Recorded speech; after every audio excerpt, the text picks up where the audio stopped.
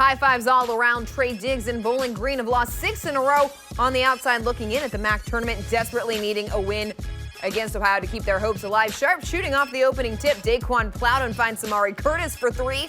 How about another? This time it's Plowden from long range. The Falcons connect on their first 3 threes.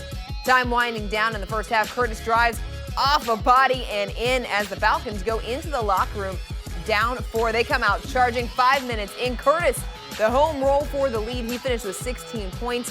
Plowden and Matisse Kulachkovkis with 18. VG never looks back, up by as many as 13. The Stro is rocking, and the Falcons cap off the home slate with an 80-77 win. Their season isn't finished yet either. BCSN's Joel Sebastianelli joins us with more. Depending on how things were going tonight in the Stro Center, there was the possibility there could have been some scoreboard watching. Certainly Ohio cared about the Toledo-Buffalo game. Bowling Green cared about the Central Michigan-Miami game and the NIU-Kent State game. But both these teams needed to take care of business, and it was tight all the way down to the end. A 20-4 run in the second half brought BG back. They show fight to snap a 6-game losing streak. Now they have a fighting chance to make it to Cleveland.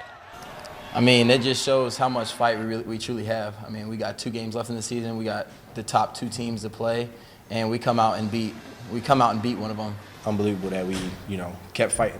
We kept trying to find our way, and this game it paid off. 4 players in double-figure scoring, all feeling confident. I feel like we just made more shots and we were more confident. We were definitely rebounding better, and definitely another thing was we definitely talked way better on defense than we did the last 6 games that we lost. From here on out, it sounds simple. BG needs to beat Toledo, and Central Michigan has to lose to Akron.